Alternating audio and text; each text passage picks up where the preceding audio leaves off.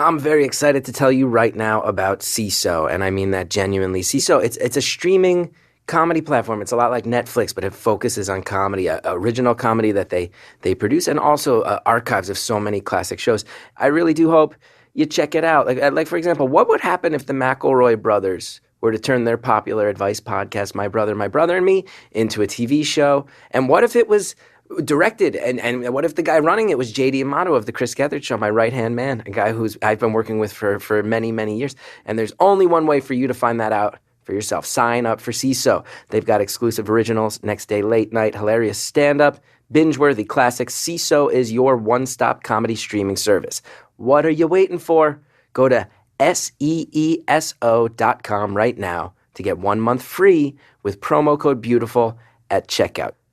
Trying to tell your story to the world? MailChimp can help for free. I'm a MailChimp user, have been for many years, well before this podcast even started, so you know I'm telling you the truth. MailChimp has gorgeous pre-designed email templates. You can also code your own. They'll show you how to send, when you should send, why people open an email or click delete. They can also help you find your people and grow your business. MailChimp can help you tell your story effectively and find people who care about it. I'm a user. You'll enjoy it. More at MailChimp.com.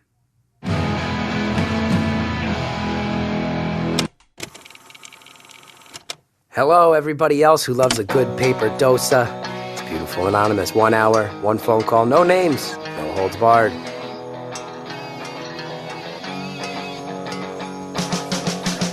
I'd rather go one-on-one. I think it'll be more fun, and I'll get to know you, and you'll get to know me. Hey, everybody, it's Gethard. Happy to talk to you again. I hope you're all doing well out there. Hope everybody's enjoying listening to the show and talking to each other online, and sometimes getting in fights and sometimes having thoughtful discussions and all of it. Very, very happy about this episode you're about to hear. A person who has a lot of life experience, has lived in multiple nations, whose sexuality maybe doesn't match up with the cultural traditions of where he comes from, and who has a lot of opinions on who he is and where he comes from and what all that means. I think you'll really like it. I really enjoyed it. He has a good sense of humor, very, very chill, relaxed guy, in spite of the fact that he's talking about some stuff that I think would throw anybody for a loop. Has some fun with me.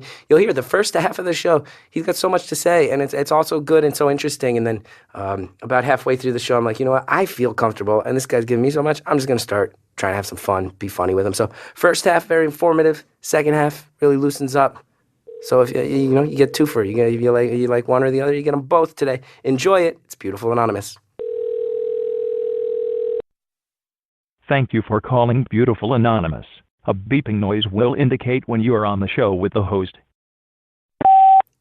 Hello? Hello? Hey, how's it going? It's going good. How are you?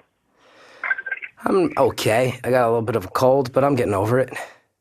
Oh, that's pretty nice. I thought your voice sounds a little different. Yeah, I got a little bit more of like a, like I've been, like a Harvey Firestein type vibe going than usual. Yeah, it's pretty fun. Now, where are you from?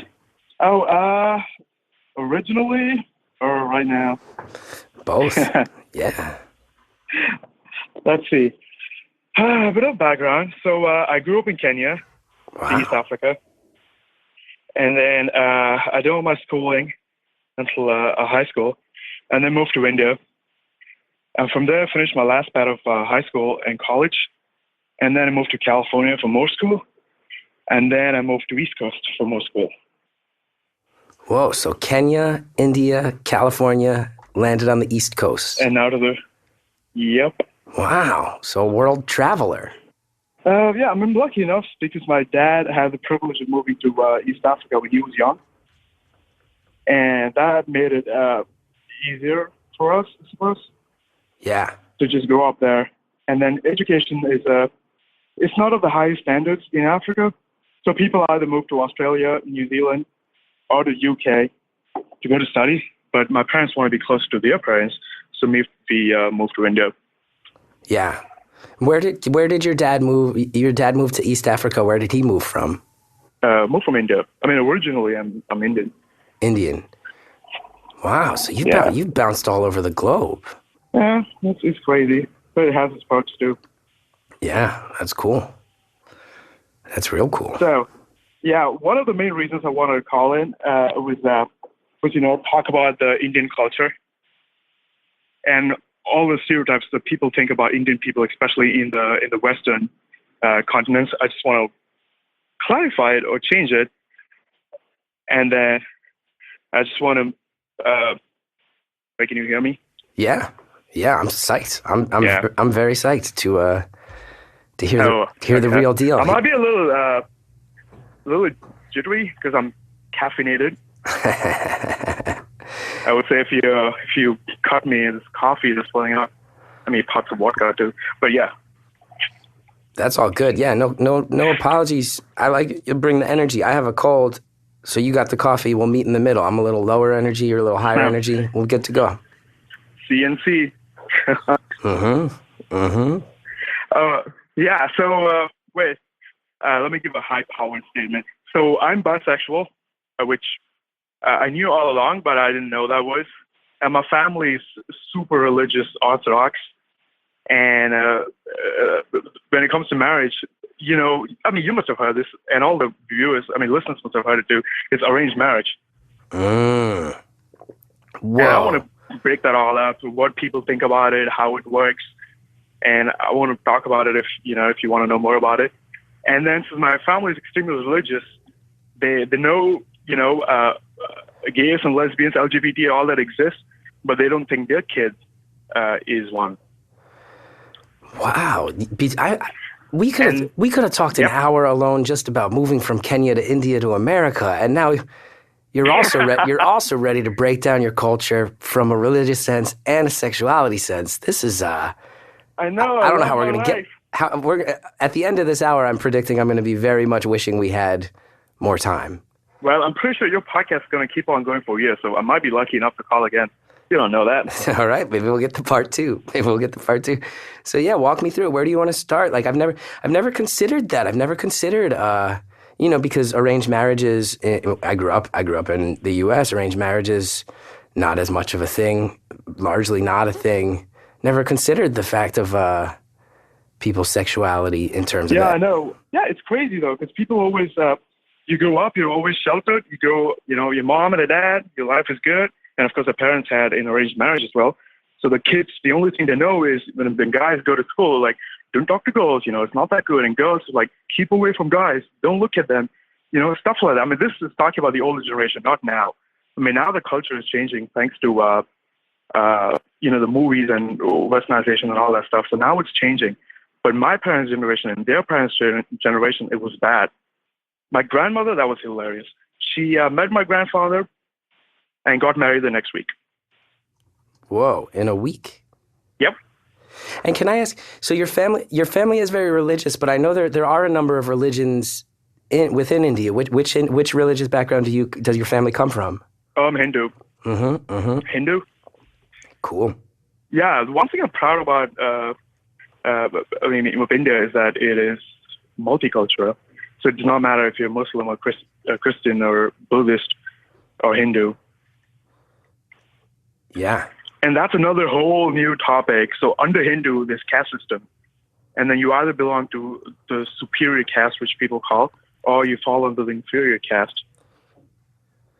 And then there's that subculture.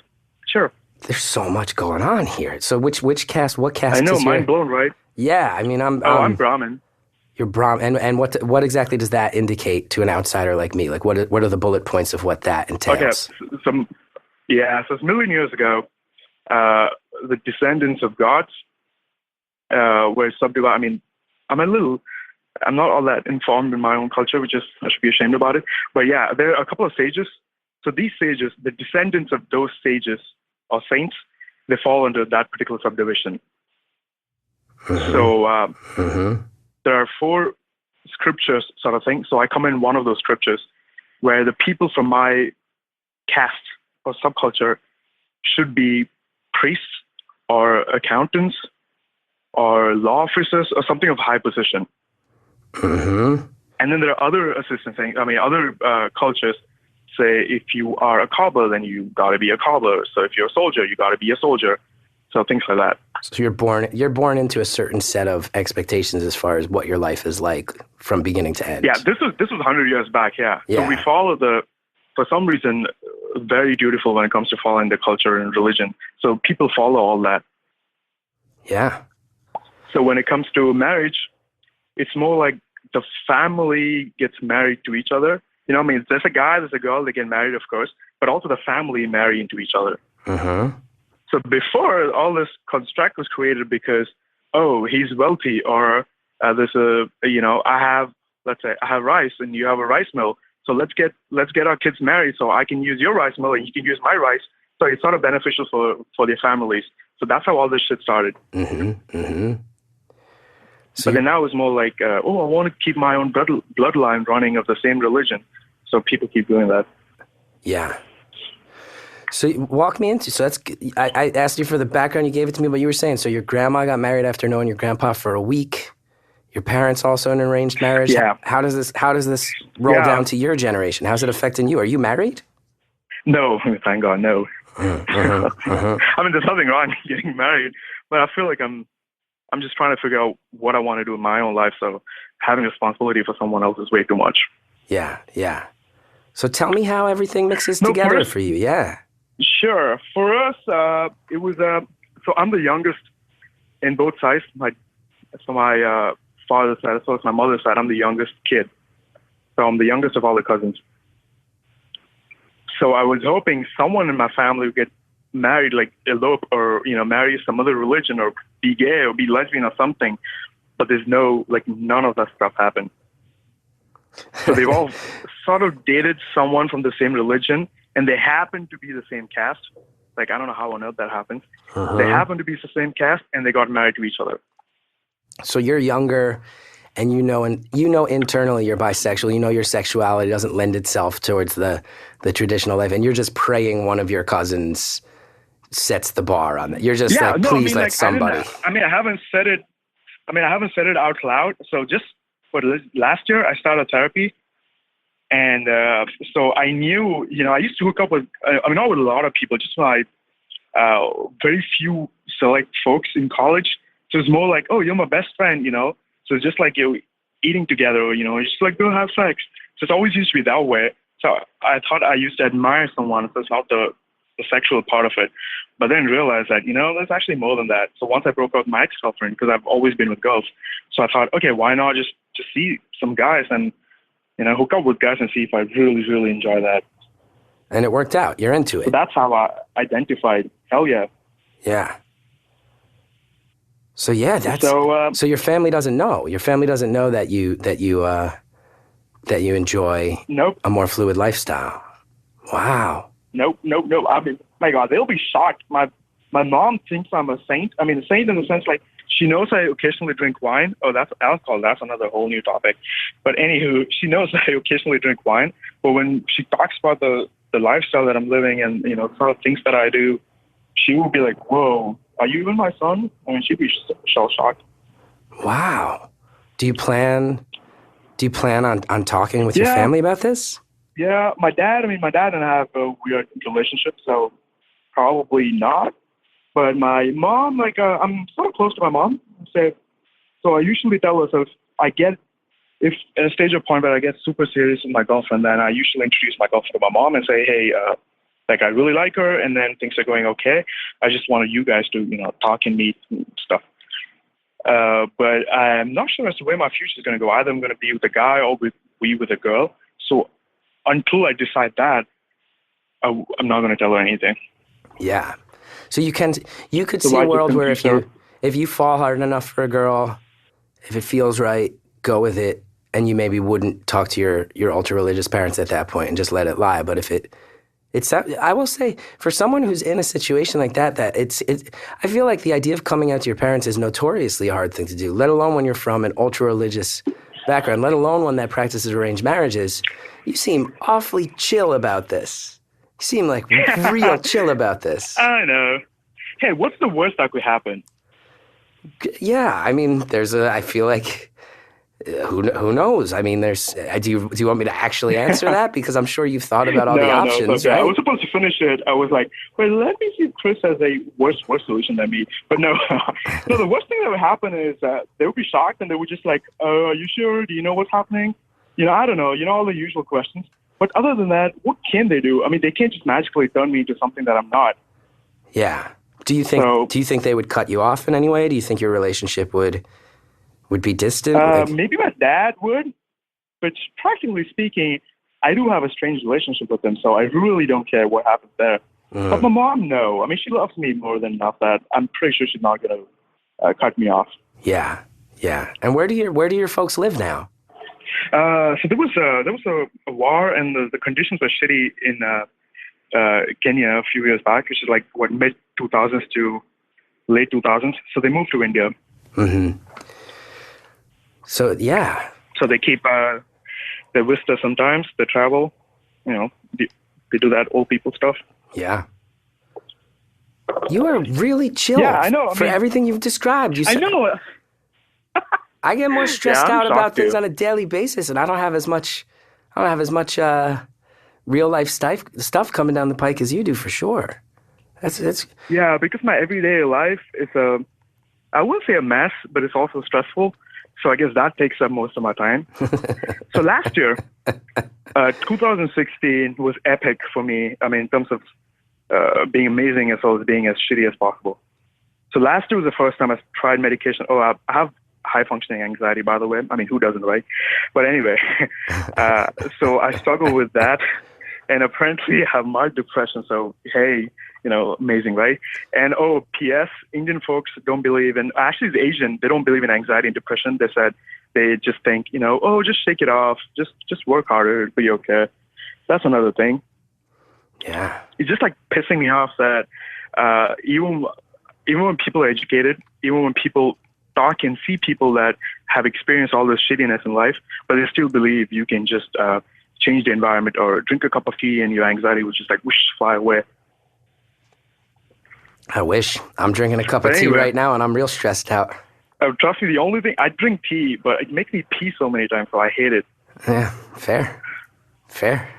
But anyway, yeah. No, so by the way, I'm in grad school, so I'm doing my PhD. Uh-huh. What are you studying? So, biology. Why'd you let out a big sigh about that? I mean, it's pretty fun. So everyone, when they come into school, they decide, this is what you want to be. So when I came in, I wanted to be a professor, but then realized the everyday thing you're supposed to do and the amount of hard work you're supposed to do, I was like, hell no, I can't. Like, I cannot switch off my brain when I go home at night or over the weekends. So no way I can think about getting money or running my own lab and being a professor and teaching and all that stuff. Like, no way I can do that. Yeah. So what are you thinking? What do you think is coming at the end of this PhD now? I don't know. I'll worry about it then. I've given myself another year to think about it. You seem like you got it all. I've never met somebody like you. No, actually, no. I mean, I'm telling you, no, I haven't got everything out. When I'm left alone, my own thoughts, you know how it works. It's like a roller coaster. So mine goes from what I ate for yesterday to what's my professor thinking as to which direction my experiments to go, to should I tell my mom about me being bisexual, and then to this is how my brother reacted, so probably not. And then should I talk to my friends about it? Nah, they're not going to be of any help. So should I bring it up in therapy? No. So my mind's always like sick. It just keeps going on. Yeah. But I just try to. There's nothing I can do about it. I would say it's going to be more stressful. For the last 15 minutes, I've never met somebody who's a combination. Who's a more 50-50 split between having absolutely nothing figured out and seeming totally reconciled with that. How did your brother react? You said you did tell your brother about your sexuality. The first question what he asked is like, do you know what being bisexual is? I looked at him and was like, then why the hell would you think I would say I'm something where clearly I don't know what it is? And like, are you stupid? That was funny. And then he had this look on his face saying, his little brother is not little anymore. That was precious. Yeah. But in the end, he was like, do you think you're going to marry a girl? I was like, I've always seen myself with a woman, so I don't know. Probably, yeah. But who knows? Yeah. And what did, when your brother said, like, do you know what being bisexual means? Like, what does it mean to him? Did he have some specific definition in his mind? No, he knew exactly what it was, but he was more shocked that he didn't know how to process it. So he was like, "But do you know what that means? Do you think it's a phase?" I was like, "No, I mean, definitely not a phase. I mean, if I'm telling you about it, then that, I usually don't talk to people unless I'm 100% sure about what it is. Yeah. Because I don't want to talk to them about something that I'm not sure about, and then just step back from it saying, "Oh, we're just kidding." Yeah, yeah. So my brother, we all grew up in different time zones and, different continents. So my brother and I, we don't have the usual, brothers relationship. So, he's cool in his own terms, but he's sort of the opposite of me. He's slightly introverted, or I would say selectively extroverted, and he's shy, sort of reserved. So he only talks when asked, or, when he wants to ask you anything. But otherwise, he just keeps to himself, does his stuff, just goes, plays. He's sort of the opposite of me. Yeah. Yeah. So we're about 6 years age difference. So we're actively trying to be closer because my cousins are all shitheads. We do not talk to any of them. I have no idea what all my cousins are doing. Like, I know where they are, but I have no clue what's happening in their life. So we realized since our parents are aging, 60 plus, they are. So it's high time for us to be close to each other. So my brother and I are becoming closer to each other. So I was like, how more can I get closer to you than just like break it to you saying I'm bisexual? Like, no, hey, I'm all out there. Yeah.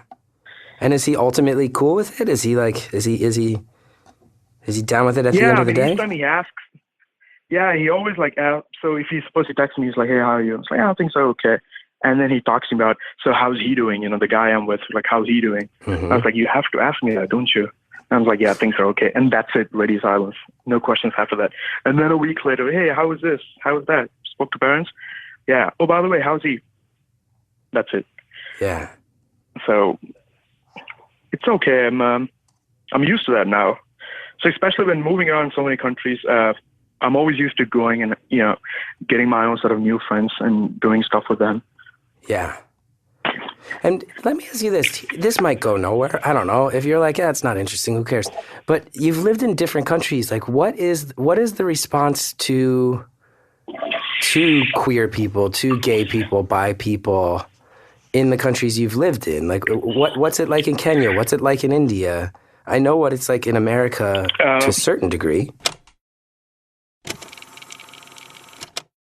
I'm going to go ahead and say that that's a question that probably has an interesting answer, and we'll hear that answer soon. But before we do, there's a lot of sponsors. They have products, they have services. They help make this show happen for free.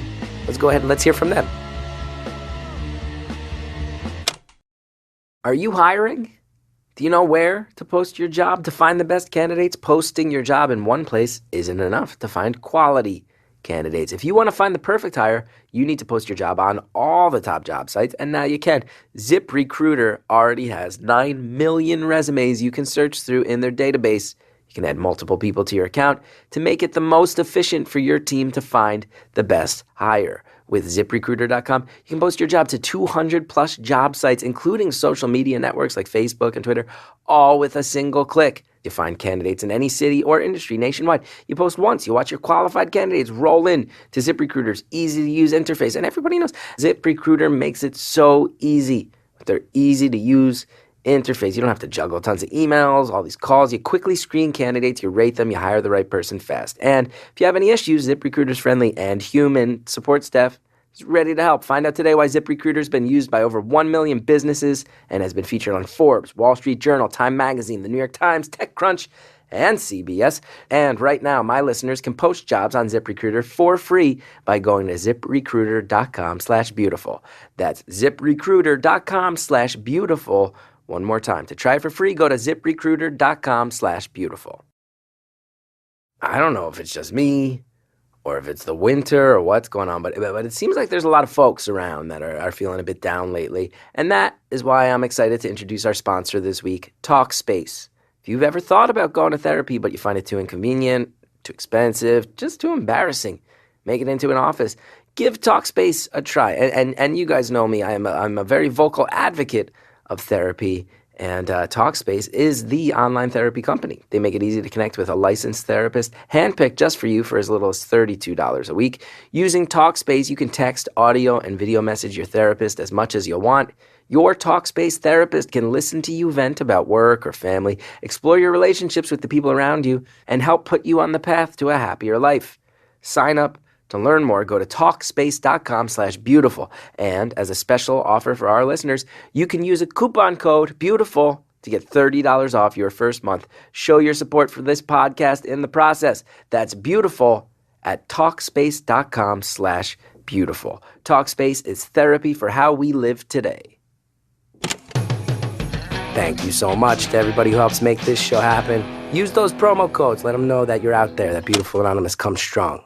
Supports these sponsors. And now, let's get back to more of our very fascinating bisexual Kenyan, Indian, American caller. What's it like in Kenya? What's it like in India? I know what it's like in America to a certain degree. Yeah, India is really hard. I mean, being homosexual is illegal. I mean, there's a law saying you should not be. You can be jailed for that. I think I may be wrong, but it's illegal. You're not supposed to be homosexual, which is I don't know what that means. But my best friend, one of my best friends who live in India right now, he's gay, and he finds it extremely hard to meet people and talk about it. Because you and your partner, you guys have to be on the same page to discuss things. And so when he was growing up, his parents actually took him to therapy to talk about things and see, if he can be converted to being so-called normal. So India is extremely hard. I mean, now it's changing. I know I think there's a radio for LGBT people. I'm not sure on that. And you also have pride parades in major cities. That seems like a beautiful thing. That must be a welcome change of pace to many people in one of the most largely populated countries in the world, that they can show some pride. Yeah, it's beautiful. That's crazy, right? I mean, when they say, I don't know, there's so many million people are gay, so it's one in so many people are gay. India being second most populated country, there are no gays. I mean, really, guys. I mean, I don't know. That just blows my mind. Yeah. How people can think that way. And how about Kenya? I don't know. I was so we talk about it. So when in the movies and stuff like that, they're like the lesbian scenes. So all guys get whoa, this is exciting. So it's all happy and nice. But at that point, I would say I was also sheltered because I was always hanging out with my friends who were my parents' friends. So we had the same community, same people. I mean, of course, I knew other Africans. So I went to a school, which is international school. So majority of the international people or expats or wherever you're moving study there. So there's a limited number of African people, limited number of Black people studying. Yeah. So it's more like you grow up with the family. So you actually listen to them. You talk to them about it. So that's a little, we don't talk about it, or, stuff like that does not exist. Yeah. So you didn't get too much of a sense of Kenya's actual culture. Attitude. No. At that point, I feel like at that point, I think I was really anal into finding out what I wanted to do in life. I want to figure out my 5-year plan, my 10-year plan. Yeah. So at that point, I was not interested in, hooking up or doing all that stuff. Fascinating life, my friend. Fascinating life you've led. I would imagine America, when you get to California, you got to be able to let out a big breath of fresh air, right? That's got to be one of the places on earth. Oh, my God, it was amazing. Yep. What's that like? When I came here, the first thing was, this, I guess, every person from the Eastern Hemisphere would say that the amount of options that you have on the shopping market when people say you have the freedom to do what you want, you really have the freedom to do what you want. And I was never scared about what people would think. Even growing up, I just say what I feel like. As long as it's not rude, I speak my mind. I just tell what I'm thinking. Over here, you can do what you want as long as it's legal. So it's totally okay. So it was nice. It was nice to grow up and just finally enjoy. So that's why I feel like whatever stuff I'm doing now, I should have done it when I was 15 or 15 to 20 years old. Yeah. But hey, at least I get to do it now. So anybody out there who's listening who's 15, unsure of who they are, your advice is drop the walls, stop pretending, start living now. Tell them. Just do it. Tell them. especially if you're Asian, just go do it. Do not think what your parents do. Your parents will always say the same thing.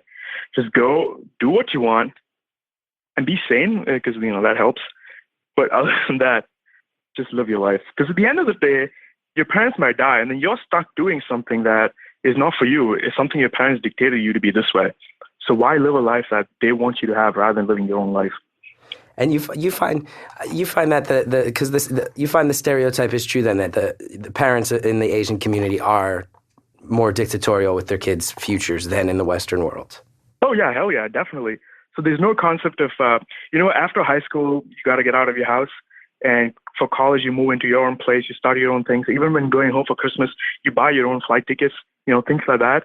That's completely different in the Asian community, or at least an Indian community. For me, my mom, I'm pretty sure she'll be happy to keep me as long as I'm alive and feed me, clothe me, take care of me. So that's very different. Yeah. Compared to folks here. For his family is more like, if there's a family, if you know another Indian who's who's going to be homeless or who has a tough situation, then just Indians just come out and help them. I mean, not majority of them, but some of them try to be helpful about it. I will say, I'm about to sound very ignorant. I know that. But I'm expecting it. No, go ahead. No, the problem is that you guys, I'm not blaming anything. It's just that people don't know much about it, because, most of the Indians try to be like just sardines, like pack them. Just be with themselves.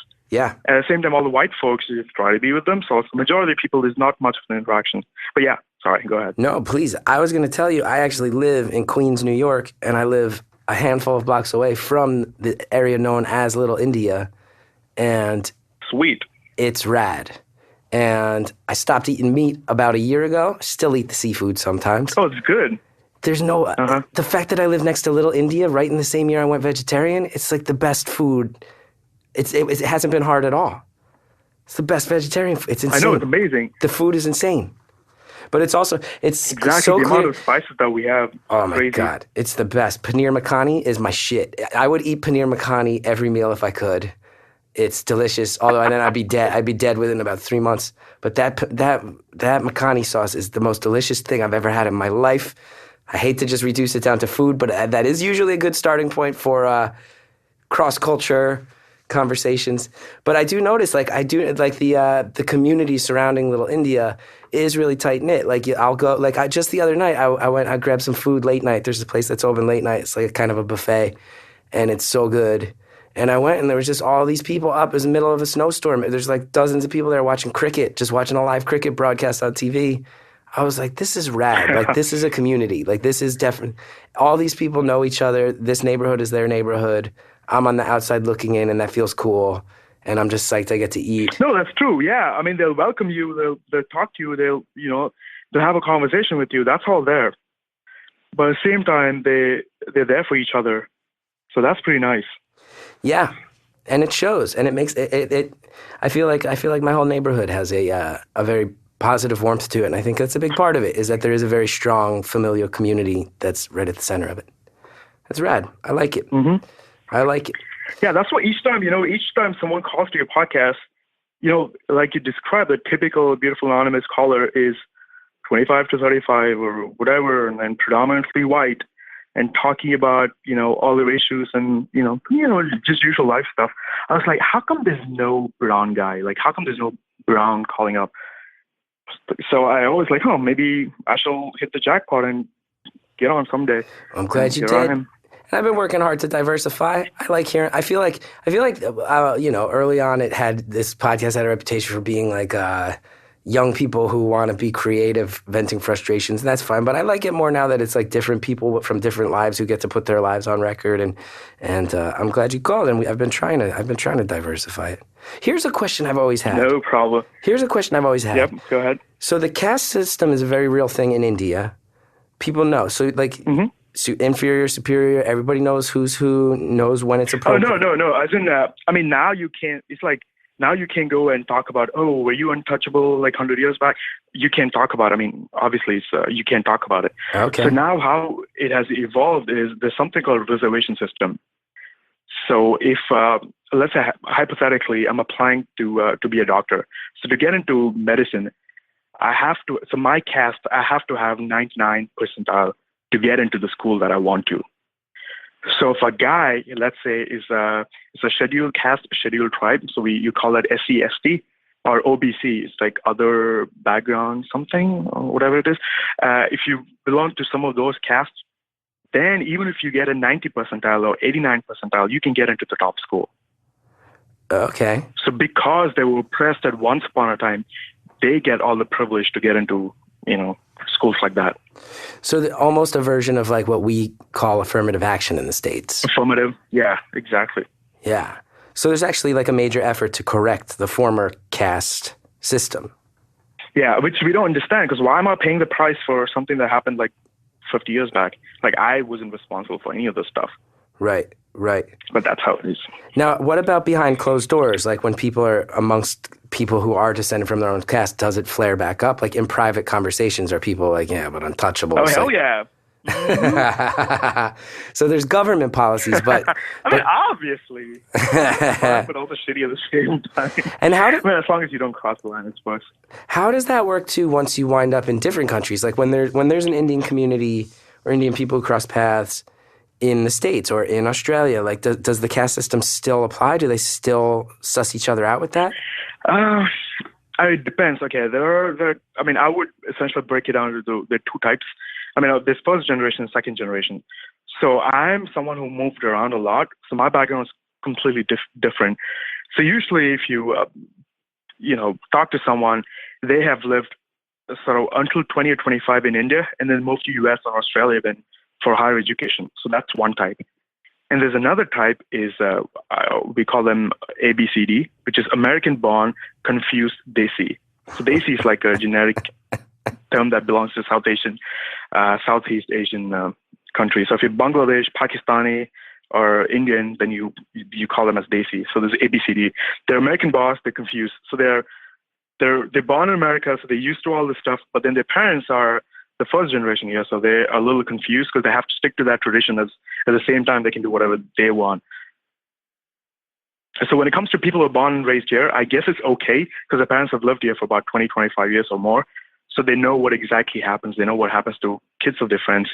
And so they let their kids sort of do what they want. Right. But when it comes to us, since parents are still, shuffling between US and India and Kenya, so it's really hard for them. So they stuck to what they know, or they stick to, their religion and things like that. You have friends in other religion. It's not like you shun them, but it's just that when it comes to marriage or when it comes to, your own kids, they always prefer to be from the same caste. Right. So even in the States, the first generation parents are like, wait, hold on, come on. You can hang out with all those other castes at school and stuff, but we're talking marriage now. Let's shape up. Let's get real.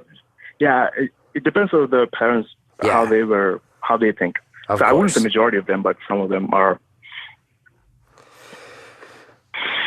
Yeah. And then put a mix of being bisexual, and then put a mix of identity crisis, because I don't know what the fuck I'm thinking about. Oh, sorry, Sally. But yeah. That's okay. Your mom is a legend, I'm telling you. My mom is a legend. So it's hard. Mom, you're a legend. Yeah. Look at that certified legend, Mom. So here's a question that's coming into my mind. Do you you've bounced around international schools, now you're in the States, a little further away from your brothers, from your parents. Have you met other bisexual, other LGBTQ members of the Indian community? Is that yeah. This is another kicker.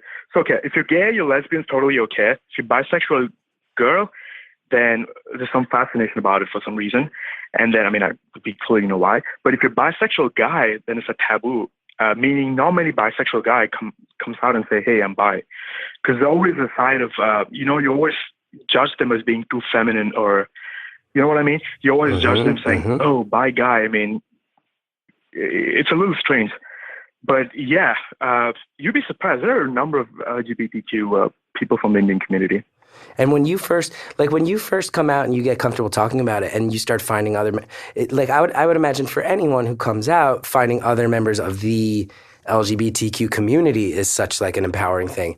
When you meet other specifically first generation Indians, is it like even more so like, holy shit, you get it, let's talk? Like, do you have those moments? Or yeah, but it's more like, yeah. I mean, of course. So I think there was this guy I met, and he's bi as well. But then he's insane, saying that he will hook up, he'll do all the crazy stuff before marriage, but he wants to get married to women and start a family with the girl. Mm-hmm. He's sure about it. He's like, no, my parents want me to marry a girl, so that's what I want. I was like, but what do you want? And then the whole topic of, no, this is what I want. So I was like, you know what, whatever rocks your boat. But for some reason, I think of myself being coconut, which is brown on the outside, white on the inside. Is that a phrase, coconut? I mean, I came up with that one. I don't know. Oh, I've never heard that. Coconut. Brown on the outside, white on the inside. Coconut. Huh. I've heard a lot of... So I was talking... I've heard a lot of versions of that. I've heard a lot of ways to comparing food to races in a similar way. But coconut, that's new to me. Thank you for that. No problem. Trademark, by the way, copyright. Yeah. But yeah, so most of the friends that I have, majority of them are white folks. Uh-huh. So my thinking is automatically gone in that direction. So when I was talking to my brother was asking me, so what do you see yourself in the future? Like, what do you do and all that stuff? So I was explaining to him, saying, you shouldn't call me the traditional Indian guy. Like, this is not what I'm going to do. Or I'm okay being in an open relationship. I'm okay being in a same-sex relationship. It's okay. I'm getting used to all that stuff.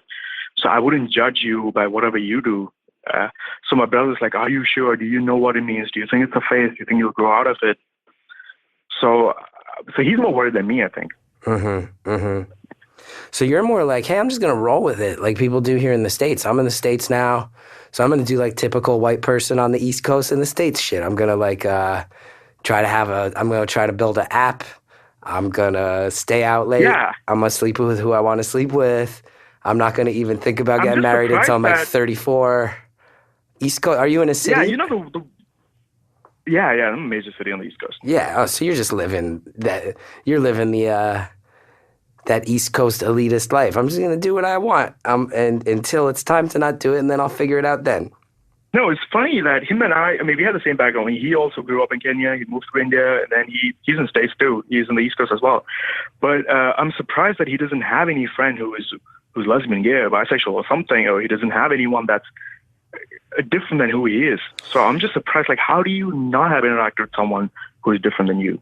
Yeah, that's kind of, I mean, just to live on the East Coast of America and function day to day, he must be really sheltering himself if he's not meeting people who are of different sexual persuasions. I understand if you grew up in one of those rural villages in Kenya or rural villages in India, we have no idea what a TV is or, a cell phone. What the hell is that?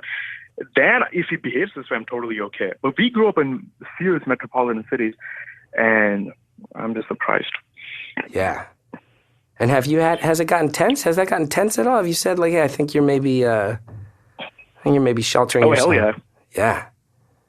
What's that like? He was always like, you don't know what I'm thinking. I was like, I mean, I know what you're going to say next, so I clearly know what you're thinking, so just put it all to rest and listen to me. He was like, okay. And then it gets to a point where you have to repeat yourself. You have to repeat the same thing again. Yeah. And you told him, but not your parents. Brother. Did you have any fear that he was going to tell your parents on your behalf? Was there any element of that? You know what? I'll be actually slightly happy if he opens up the conversation with my parents, because that makes it easier. That makes me, that puts him in the passenger seat and me in the back seat. So I'll be like, I don't know, you ask him, he's the one who told you, and I would just like slightly get off of that. And then, it'll be like his battle with the parents. So that's all about it. I like the puzzle pieces that are coming together as I connect the dots of like, you're just going to keep leaning on your brother, maybe getting some disagreements with him. Yeah. Maybe he'll hit that tipping point. The shit'll hit the fan. I mean, first, if he rats me out, it'll be like, F you. I mean, I've trusted you, so screw yourself. And second, if he rats me out, he'd be like, what? I mean, I don't know what he's talking about. What buy what? You would? Do you think you'd deny it first? I would be like, I don't know what he's talking about. And then I'll say, oh, did he say that? Oh, yeah. I don't know. It depends on what I think then. Yeah. I mean, I'll see how they react. I mean, I'll see how my parents react, and then I'll just go with it. Speaking of your parents, you mentioned your dad a couple times. You've mentioned me and my dad, not so much. What's going on with your relationship with your dad? What's up with your dad? A question I've noticed gets asked a lot on this show. We're gonna hear the answer to that one more time at least. I'm sure many more times in the future. But first, we got sponsors. They got things. You might like the things. The things are useful. I use a lot of the things. Check them out. Happy to tell you about CISO. Streaming service, curated comedy, great people who work at CISO behind the scenes, on camera. It's a very cool thing for the comedy community. Look, what would happen if the McElroy brothers were to turn their popular advice podcast, My Brother and Me, into a TV show? I've seen clips of it, and I can tell you what would happen. It would be hilarious. And a big part of that, I want to give a shout out to my friends, JD Amato, Jackie Jennings, Greg Doris. A lot of my friends worked on this show, so I can vouch for it. You gotta find out for yourself, though. Sign up for CISO. It's got a wide array of handpicked, ad-free, on-demand comedy. CISO's your one-stop comedy streaming service. Watch next day, late night, hilarious stand-up specials, binge-worthy classics, including 42 seasons of Saturday Night Live and the entire Monty Python catalog. Watch it all from the comfort of your favorite device. Plus, CISO has tons of great original series like My Brother and Me, and a fake reality show created by the geniuses behind Comedy Bang Bang, Earwolf's own Comedy Bang Bang, and Reno 911. Access CISO anytime, anywhere on iOS, Android, Apple TV, and almost any other device. And it's all for just $3.99 per month. That is no joke, and it is worth way more than $3.99 per month. Trust me. What are you waiting for? Go to seeso.com right now to sign up for 1 month free with promo code BEAUTIFUL at checkout. This is the best offer CISO has going right now. 1 month of laugh your ass off comedy for free just by using the promo code BEAUTIFUL. That's seeso.com, promo code BEAUTIFUL. CISO.com, promo code BEAUTIFUL. I bet a lot of people out there are like me. I just get fascinated by strange real life stuff, and especially stuff that's kind of like odd, maybe true crime on the fringe of it. And a couple months ago, I bet I'm not the only one. There was this article about Richard Simmons that went around the fashion guru about him disappearing, and it was fascinating, and it stuck in my brain. And guess what? There's an amazing new podcast called Missing Richard Simmons. 3 years ago, the fitness guru that we all remember, Richard Simmons, he disappeared from the public eye. He'd spent decades as one of the most accessible celebrities in the world, but in the last few years, almost no one has seen him, and nobody knows why he left. Filmmaker Dan Taberski was a Simmons regular and a friend of Richard. Missing Richard Simmons is Dan's personal search for Richard. And the deeper Dan digs, the stranger it gets. Subscribe now to Missing Richard Simmons in Stitcher or wherever you listen to your podcast. This is one of the most fascinating stories going on, and I cannot believe that there's a whole podcast that's going to analyze everything that's happening. I'll be listening, and I bet you will be as well. Let's go ahead. Let's finish off this call strong. We're here. Beautiful Anonymous. Thanks for listening. Let's go. Speaking of your parents, you mentioned your dad a couple times. You've mentioned me and my dad, not so much. What's going on with your relationship with your dad? So in a nutshell, love equals money for my dad. So while growing up, he was a workaholic. He worked a lot, worked insane amount of hours. But growing up, now we realize that he actually went to casino and he gambled. So that's a different story. But growing up, I mean, it was all like mom taking care of us, or so we had someone in the house help her. She helped us out. But otherwise, not much of an interaction with dad. So growing up, my mom always protected the image of dad's nice and he's this way, he's doing all this for you, blah blah blah. She was being the typical Indian mom, I guess, so sort of protecting husband's image. So she did that. So now we know, growing up, we know what kind of shit he pulls up. So you know what? Yeah, good for you. Good if your marriage is working, which clearly is not. But so I just stay away from all that negativity. I know how he's going to react, and I don't want any of this or that in my life. So he's a volatile dude. So he was gone all the time, and then you found out he was going to the casinos, gambling it all away. Yeah, it was crazy. So, chasing the adrenaline. When we were a kid, we never had oh, okay, he's working. But growing up, when families talk, and then we realized that there's a casino that he goes to, he just spends a lot of money there, and he just gambles, he plays. And then we asked him, Mom, why the hell didn't you be honest with us and tell what Dad was actually doing? She was like, no, I wanted you to form your own opinion and not, I didn't want to, put on my voice, like, I don't want to talk about it. I don't want to cloud your judgment. Yeah. I was like, that's nice. But and casinos, notoriously fun for the first few times, and then they get sad fast. Like if your dad's going there, he's like an addict. He's like a gambling addict. If he's secretly going to casinos for... I mean, not as worse as, some people are, but yeah, he is. This is funny. I mean, he smokes, he drinks, but his kids are not supposed to do that. Like, I do not understand the concept. So he's really a do as I say, not as I do type of dad. Yeah, but it's crazy. So it's funny. So when my brother got married 2 years back. So all the guys in the family, in my family, as well as my in-law side of the family, like his wife's side of the family, we all went out. So we went out and we were drinking. So we got back home and my dad looked at my brother and started shouting at him, saying like, "You were in front of your father-in-law and brother-in-law and all that stuff, but how can you just order beer and drink in front of them?" So he looked at him and was like, "You drank too. So where did that, like, what are you talking about?" And he just went ballistic with the fact that we drank. Whoa. Yeah. And that's hypocritical. Yeah, get the hypocritical side. I just went to a casino. I was just in Atlantic City. I went to Atlantic City randomly with a friend of mine on a Sunday night. I tell you, going to Atlantic City in the winter on a Sunday, just about, I would go ahead and say it's the depths of human sadness. I would say it's the depths of human sadness. I watched a man get kicked out of a poker room at 3:30 in the morning on a Sunday into Monday. And it was... How much money do you lose? I don't know how much he lost, but he was rambling. He started rambling about God. I think his mind broke at the poker table. He was like, God will smite you for this.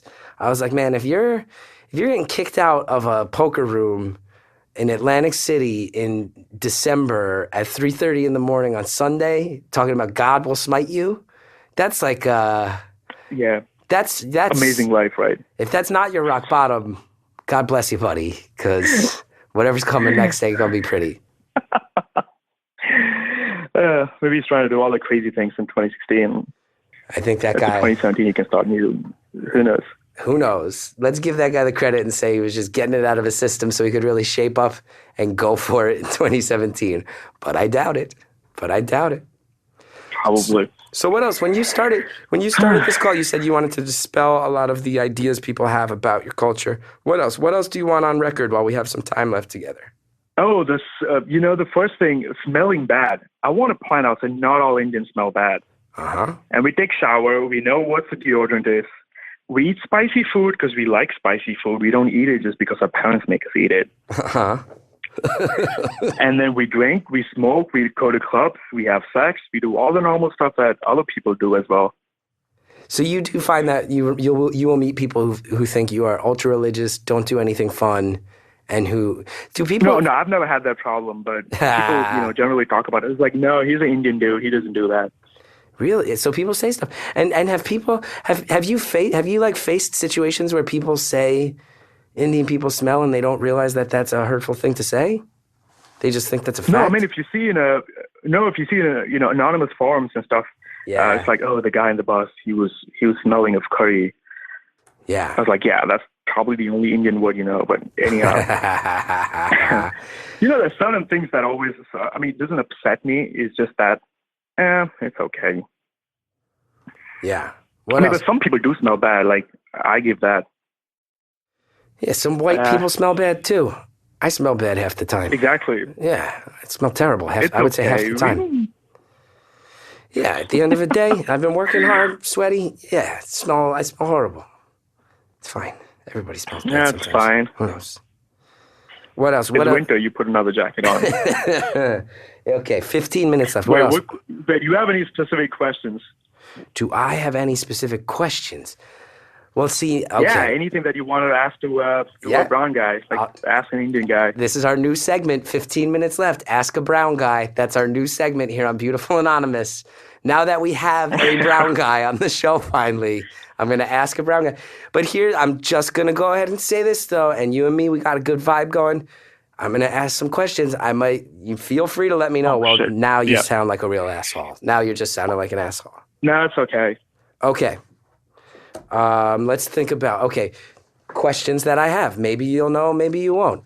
what is the appeal of cricket? How does it work? When I watch it, Oh, don't ask me. I don't know. I never get that. okay, so immediately It's a ignorant, just different form of. assuming you like cricket because you're brown. Okay. Question 1 is ignorant on my end. Fair. No, there are ardent fans. So only when there's game between India and Pakistan, then I tend to watch it because Yeah. it's a rivalry.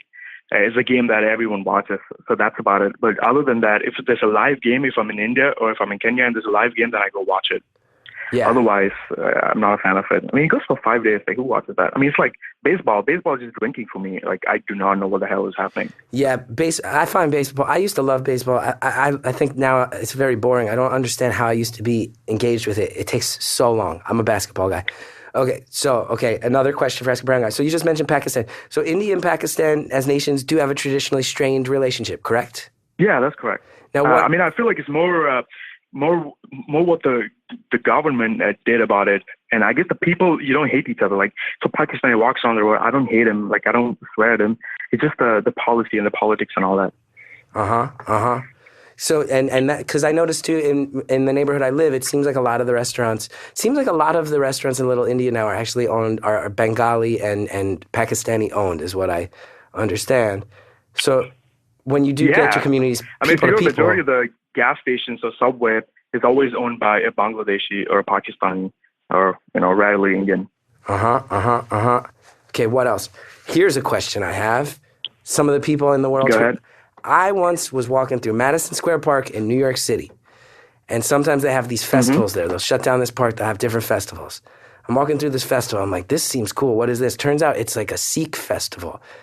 The Sikh people, I immediately realized, seem to be some of the coolest people on earth, man. The nicest, coolest people. They're pretty fun. Yeah. What's good?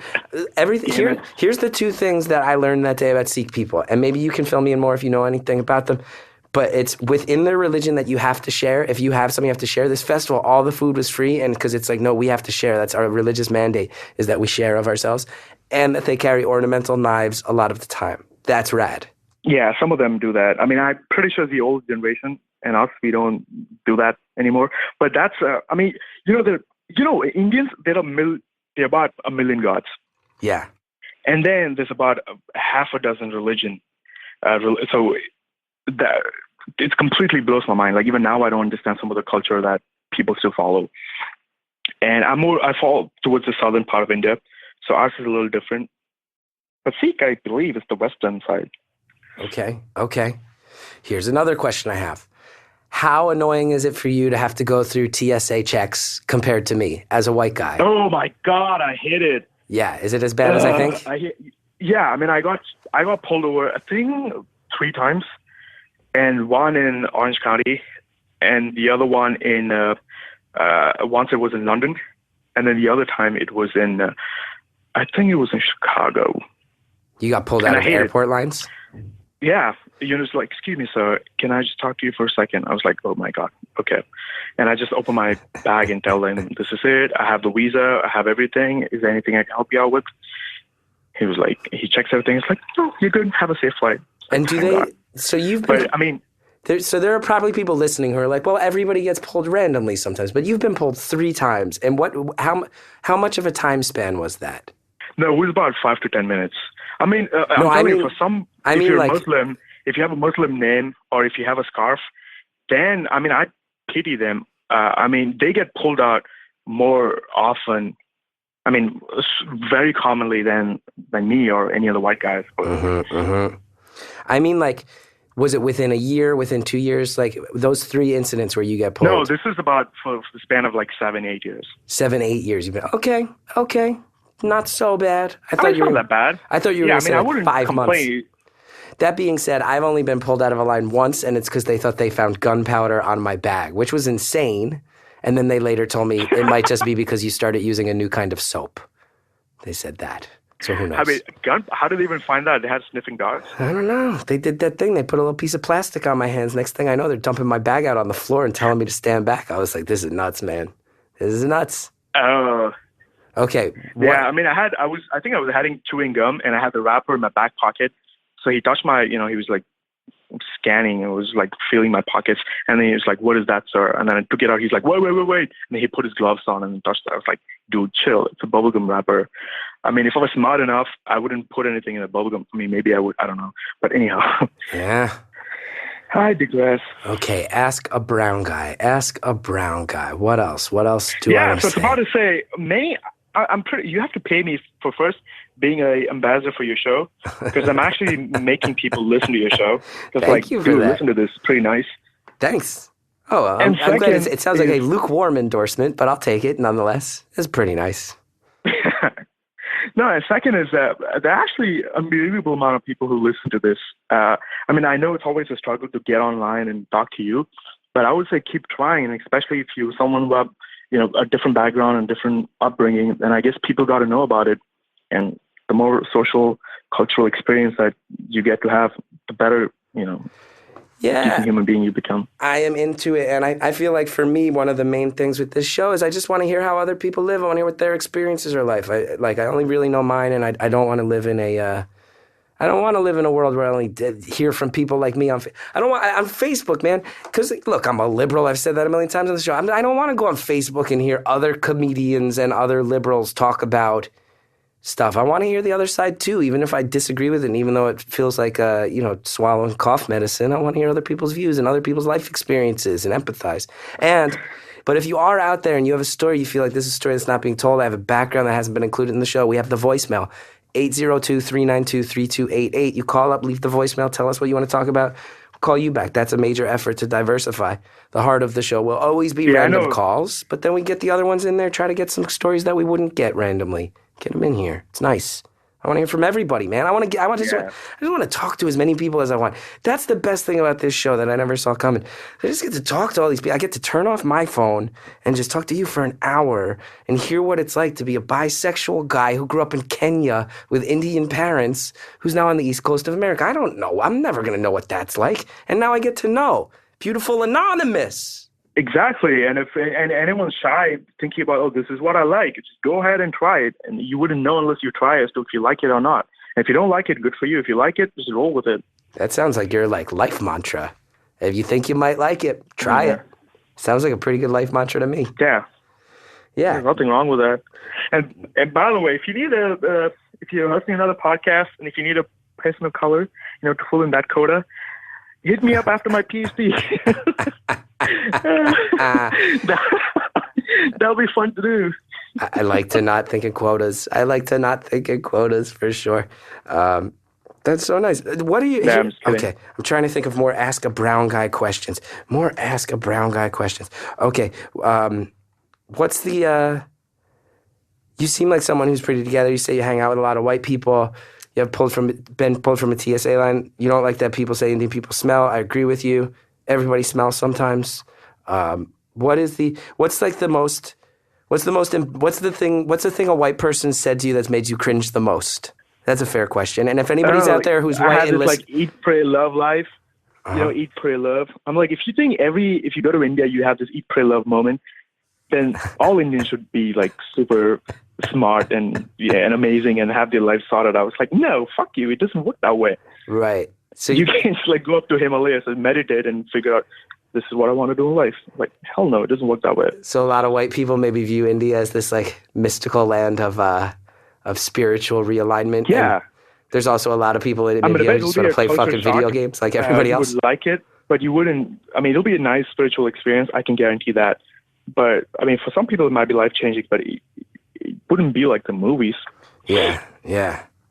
That's cool. And hey, if there's anybody out there listening who's going, don't paint all white people with the same brush with these questions. Here's the thing. It's fine. Laugh at yourselves. Let's get on the only thing, I don't know what's worse, the PC backlash to stuff or the new anti-PC backlash. They're the same thing, and we're allowed to laugh. So the eat, pray, love stuff, gotta go. That's good. Here's a question. It was fun though. The worst part, actually, I'm working in lab and multitasking at the same time talking to you. That's crazy. Well, here's the thing I will say. Can we laugh about the fact that you are specifically trying to cut through some stereotypes about the Indian community There is some irony that you are Most definitely. There is some irony that you are a PhD student in biology calling from a lab, apparently. That there is a little bit of a stereotype there that you're living into. You didn't even slow down on the lab work to make the call. Maybe is a little bit of a stereotype of the hardworking Indian science student there. Okay. Can we admit Hey, come on. Someone got to do this, right? Not everyone can be captains. Someone got to be the sailors, too. There you go. Be a sailor. Be a sailor. Okay, what else? What else do I want to ask while I got you? Oh, if you do get married, I've heard, and again, maybe ignorant, is it true that in many traditional Indian weddings, you ride into the ceremony on a white animal? Is that true? It's funny you say that because my best friend, when he wants to come for my wedding, which, I will have a wedding in India and also one in the US. So he wants to walk in as in sitting on a white elephant. So that's a real thing. Again, no. I mean, it depends on. So if you're North Indian, you have a Western India, then you ride in on a horse or something. Yeah. But for South India, it's a little different. So you just like walk in at the auditorium or where you get married. Okay. But it depends on what marriage. So predominantly the stuff you see. So the weddings in the U.S. show or a movie, it's mostly North Indian wedding. So it's the kind of wedding that everything is beautiful and stuff. Another question, ask a brown guy, ignorant white guy asking a brown guy. So Indian food, I've come to love it. I was one of these white guys, I was one of these Americans that was like, Indian food, I don't know, that's not for me. I feel like Indian food gets that a lot. What is the entry food for white people? What's the white person Indian food that you feel like that's not a total white person sellout fake Indian food, but it might get them convinced to go deeper into the world of Indian food? What's the palatable for the white person? Paneer makhani is pretty good. And most of the restaurants that you go is always Americanized. It's a lot more sweeter than it's spicy. And there's yogurt. So if you always feel something is spicy, there's yogurt that you can eat with it that sort of makes it less hot. But otherwise, the best thing will be chicken tikka masala. For some reason, it's extremely famous. Chicken tikka masala is really good. I miss it. Yeah, and there's goat, and you also have lamb curry, which people go insane for. And a dosa, you get a dosa. There's a restaurant in my neighborhood. You get a dosa. It's about 3 feet long. It's the best. Oh yeah, that's my style of food. Oh yeah. I mean, I'm South Indian, so dosa is predominantly Southern Indian. Yeah. There's a restaurant called Samudra on 37th Avenue in Jackson Heights, Queens. I get those dosa masala, paper dosa masala. There you go. Let me do your spiel. Samudra, if you're listening to that, please call up and sponsor Beautiful Anonymous. A minute left, and now I'm getting made fun of. Here I am, trying to be someone who crosses barriers. Here I am trying to be someone who bridges cultures and crosses barriers, spreads your message to the world. And then hey, who's it going to help at the end of the day? It's going to help you. I mean, I guess it's going to help our podcast, so I guess it can be inclusive of that. I like that. Putting me I don't in know my if you're place. Laughing or laughing. I'm laughing now. I tell you what, for this past hour, you really ran the show. You really did. Oh, thanks. I can never shut up. I have a problem, I guess. Always when I get my report card at the end of the semester, talkative is the only complaint that I receive. Well, that's good. Well, listen. My teachers move my place, but I still end up talking to whoever I'm sitting to. It's like, that's fail. They can't stop you. Well, this was a good forum for you. We got 30 seconds left. I want to thank you for telling me about your culture, your sexuality, how those things mix. Chris, it was, What else? It was great to talk to you, and keep doing what you do. It's actually helping a lot of people. Thanks. And you too, both with being open and honest and whatever your future in the world of biology may be. Yeah, it'll be okay. Okay. 5, 4, 2. Oh, we 1. You skipped 3.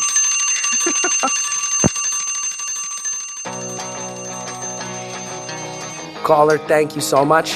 Thanks for dispelling some myths. Thanks for having a good sense of humor about all of it. And thanks for letting us know. Thanks for letting me know what your life is like. You just come from a different place than I am. And thanks for saying all those nice things about the show and for encouraging people to call in. I think it is such a good point. If you have a very specific story, a very specific life experience, a very specific background you feel like is not being represented on the show, you can always let us know about it on our voicemail line, 802-392-3288. Usually, the show is just going to be random calls that come in, but every once in a while, we'll use that voicemail line to get something good out there. So, caller, thank you for the thoughtful call. Thank you to everybody who's listening. Thanks to a lot of the people who helped make this happen. Jared O'Connell in the booth, first and foremost. Reverend John Delore, Greta Cohn helped build this thing in the early days into this weird monstrosity that it's become. Shellshag for the intro music. You want to know more about me? Go to chrisgeth.com. I'm traveling all over the place. And if you like this show, rate, review, subscribe on iTunes. It really helps a lot. Thank you so much. Tell your friends about it. I'll see you next time. I'm Beautiful Anonymous.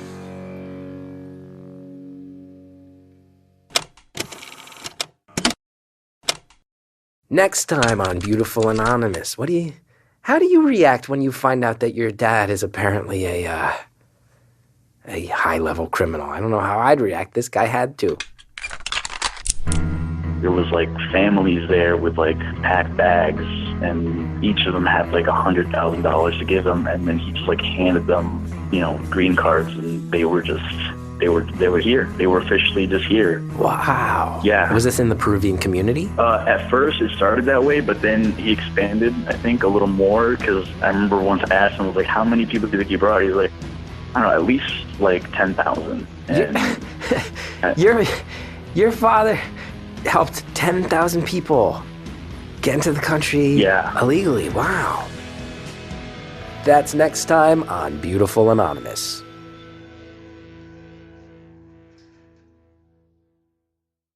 Aha! It has worked!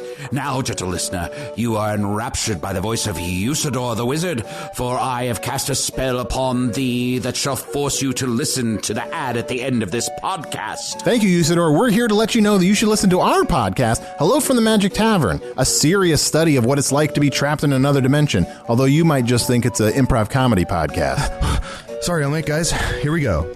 If you're going to lay down, you might as well lay down on Casper mattress. John, we're not doing that right now. We've only got a couple seconds to let listeners know about our podcast, where I interview wizards, unicorns, and goblins, and wedding planners. If you love fantasy stuff, you'll love this podcast. If you hate fantasy stuff, who the are you kidding? You're not cool. What are you listening to? Oh, I'm a comedy nerd. I'm better than a fantasy nerd. And now you are released from my spell. Return to your life and listen ne'er again to the end of a podcast. Hello from the Magic Tavern. Listen from the beginning or just jump into the most recent episode. You'll get it. It's not The Wire.